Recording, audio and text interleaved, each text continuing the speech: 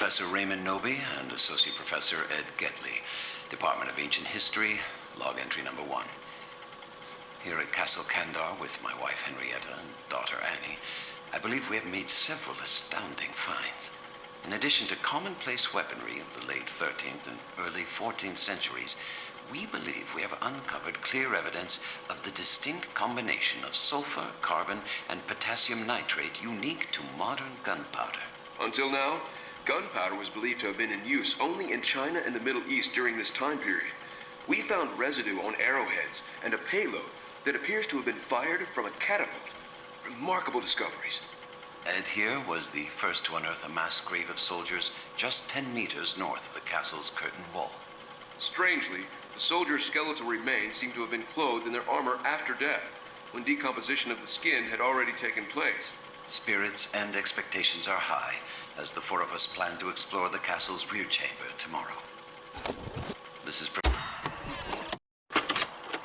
is Annie Noby at the ruins of Castle Kandar. My father made an astonishing discovery earlier this week, an ancient volume in surprisingly preserved condition.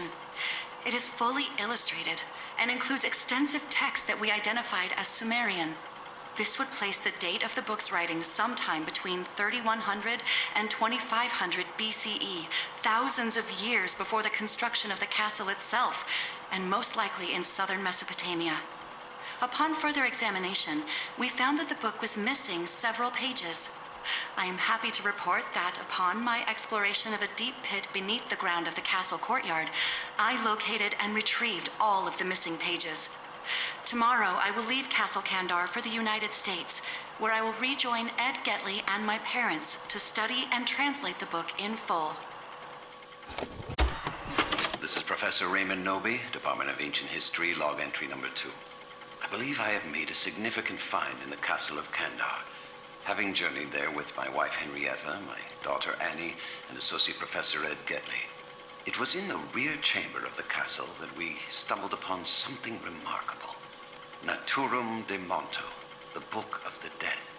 My wife and I brought the book to this cabin where I could study it undisturbed. It was here that I began the translations. The book speaks of a spiritual presence, a thing of evil that roams the forests and the dark bowers of man's domain. It is through the recitation of the book's passages that this dark spirit is given license to possess the living.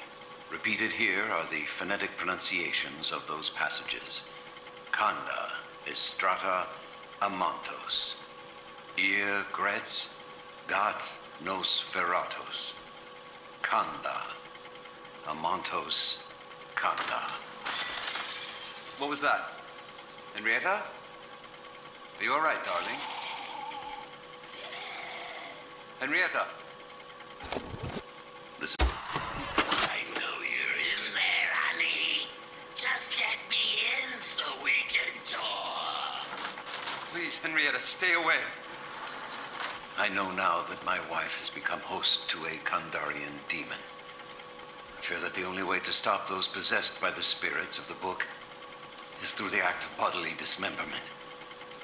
I would leave now to avoid this horror, but for myself, I have seen the dark shadows moving in the woods, and I have no doubt that whatever I have resurrected through this book is sure to come calling for me. Nevertheless, I have not yet relinquished all hope. The book contains a passage pertaining to a savior, an angel from the heavens who was prophesied to have destroyed evil. Included in the pages is an incantation said to summon this savior.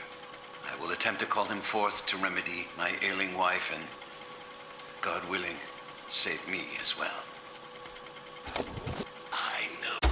I now recite the summoning passage.